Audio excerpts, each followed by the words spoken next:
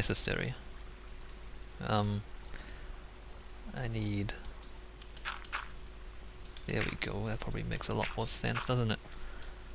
And that there, the outputs. You probably have no idea what I'm doing right now, but that's okay, I'm just gonna do it. And I'm not gonna apologize, because I'm gonna make this work. Like that, and then piston there, and then dirt block there, and then more dirt blocks, move the torch, more torches, and that there, and the clock can be back here. Actually, let's back here. Let's just build the clock there. Oh, I have that already. Oops, what am I doing? I have the clock there, and then out, and up.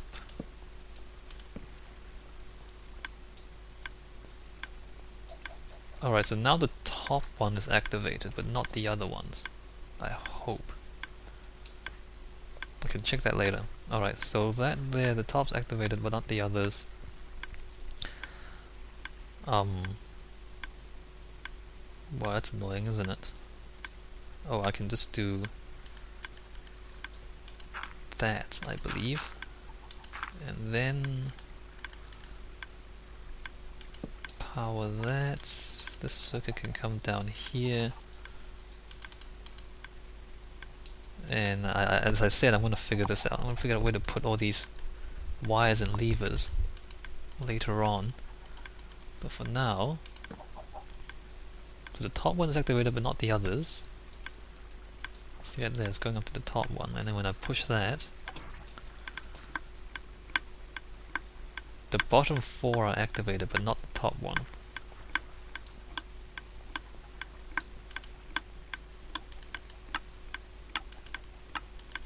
I hope they don't change how... oh crap, I hope they don't change how the redstone works in the next update. Or how things are powered.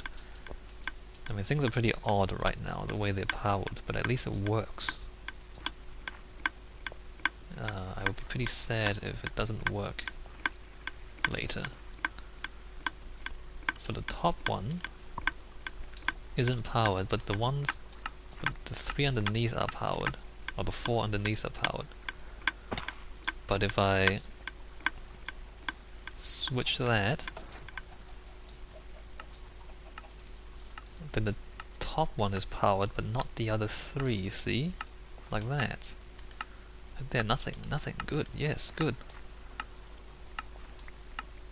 Wait, why is that? Oh, that's the water's not flowing properly, that's why. That's better, there we go, it's all coming together now. It's all coming together, yes. Okay, so I really hope they don't change how these things are powered in the next update. Stop that. And this thing's gonna tick continuously, which might be a bit annoying, but okay. So now we have the circuits and all the bits. It seems we don't need that really. That's just for access. Alright, so the module is basically this big. It's basically able to be 5 blocks wide, not counting this. I can put all that underground, I think, but I don't know if I want to do that. But in any case, this can actually, you know, continue onwards to the other side. You know, if we just do that, you know, we can just keep chaining these together as far as we want in that direction. And it can, you know, and if we copy this module over as many times as we want, then we can have, you know, we can multiply these chicken facilities as much as we like. And the same thing for that, of course, because this thing will power straight through, and then we just copy the module. Except for that bit, we can just copy the module all the way across. Okay, now the last thing I want to test is the live test. I'm gonna put a chicken there. I'm gonna set this on. Wait, where's my flint? I put my flint away. We're gonna do a live test. We're gonna. And I don't have eggs. Okay, let me grab my. Actually, no. Before we do that, let me close this up because the chickens will escape from this facility the way it is right now.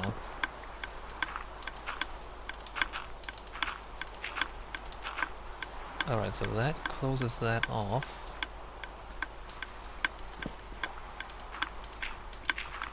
There and there. I think we can just, oops, we can just, we can do don't need, just, that, alright. Just do that, and stairs up, just in case we need to come back up. More torches. More torches, that's good. And the chickens might escape still. They just kind of fly out. Anyway, let's close this off. There, so now it's in egg-laying mode. This is oh crap. Oh, that's good. So now it's in egg-laying mode. Alright, live test time. I need eggs. And I need fire. Alright, so now I'm gonna do a live test, and if this works, then I'll build the other. I think I have 4 modules. Yeah, I think I have 4 modules, because what happens is you get approximately, well, you get on average 1 chicken out of every 8 eggs. And I've worked it out so that if you have 4 dispensers, then you are most likely going to get 1 full stack of chicken meat at a time. Oops. So that's why I'm gonna make it so that it's... Let's see, more dirt. That's why I'm gonna make it so that there's gonna be 4 dispensers at a time, so I can get like 1 stack of cooked chickens at a time. That's the plan anyway, so actually I don't need eggs from here, I can get eggs from the other facility. So what did I say? Eggs and fire. Alright, live test. And this might take a while because I'm gonna have to wait for the chickens to grow, so I guess I'll drop the eggs and then I'll stop recording, and then when the chickens are grown and laying eggs and we are sure that the egg drop is working, then we cook them. Pretty much. Yeah, just like that. Alright, let me just pick up more eggs. And you see how much better this facility is compared to that. Look how big that is. And how much walking you have to do, really. Whereas a new facility, once it's done, you don't. Okay, and Minecraft just crashed. Thankfully I didn't actually lose anything. Everything just loaded up just fine. What was I saying? Like once the new facility, once it's up, basically almost everything is automated. You just have to cook the chickens, and then when they're all cooked, switch it back to egg mode, and then switch the dispenser back on. Actually, no, switch the dispenser on until the dispenser is empty, so all the eggs are thrown in, and then actually, what am I doing? Let me just show you. So that you don't have to manually load the dispenser anymore. But that's not the fault of the old design. That's because of the new blocks that are coming in, the hopper and the dropper. But the problem with the old design is that it's really not designed with the droppers in mind. So to transfer the eggs up to the 4 dispensers is it's going to be very complicated because they're so far away. And also there's like 2 collection points, but 4 dispensers. So that makes things really complicated as well. But here we're going to have 4 collection points and 4 dispensers, so each one just goes up to 1 dispenser, and so it's you know it's easier to design. Let's put those there. All right, that's good. Eggs. So now it's in prop mode. So, oops. So the new design, it should always be like this. Like it should also always have eggs load. Wow, fail. It should always have eggs loaded. And all you do is drop the chickens, or you know spawn the chickens. So that's throwing the eggs out,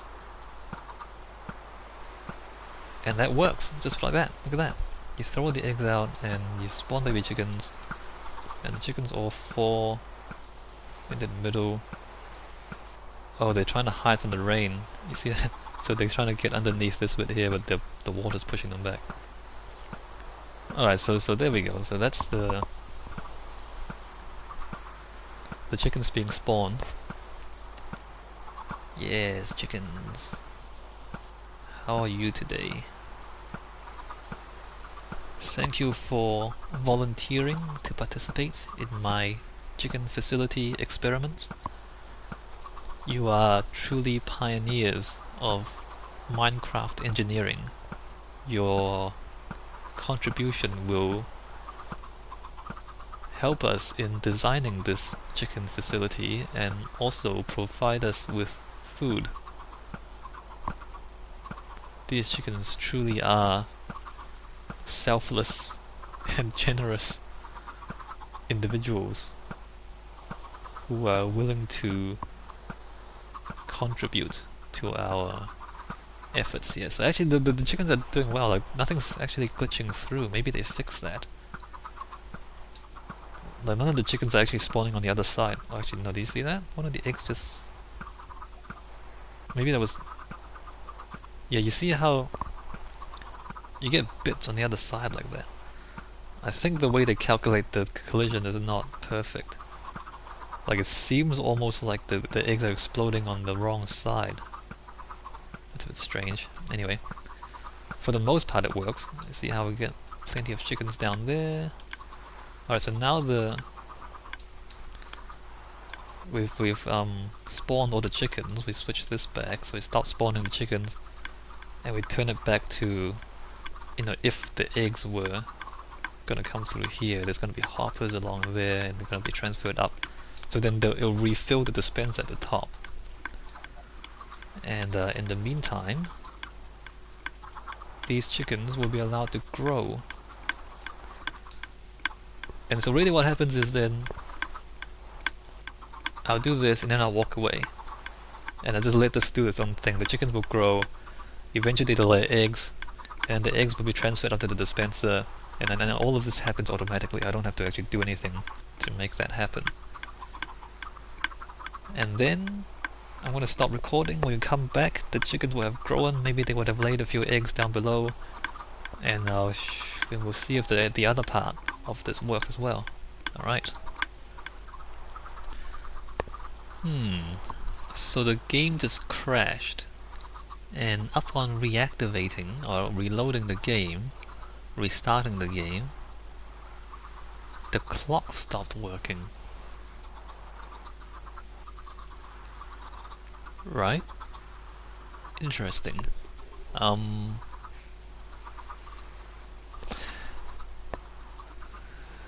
This could be a serious problem. This could be a serious problem. What we can do is we can restart this in a number of ways. We can use a light sensor so that whenever the light level changes, it restarts. We can use minecarts to, you know, like minecarts on a powered rail loop with a detector rail on it, which would, you know, send a signal to reactor. I don't know if that's gonna if that glitches up as well, if it stops halfway. What's another thing we can use to restart this? I don't know. I don't know, but for now, let's just manually restart it and think about that later on. Alright, so that's... So basically that's what we need to do. We need some way to every so often reactivate the circuit, so that you'll break the circuit and then restart it again. And then if we have a mechanism like that, then this shouldn't be a problem. In the old chicken facility, you would manually do that. Every time you start the dispenser, it basically kind of cuts the circuit. When you turn it off, it cuts the circuit. When you restart it, it rejoins the circuit, and that starts the thing. But here, we want it to run continuously because the same clock runs the two different things.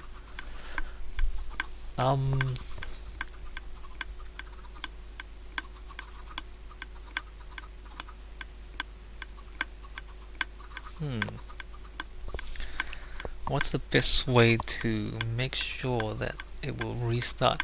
I do think the light level sensor is a good thing to use for that, but it will take a whole day. Like if it stops in the morning or something, or in the middle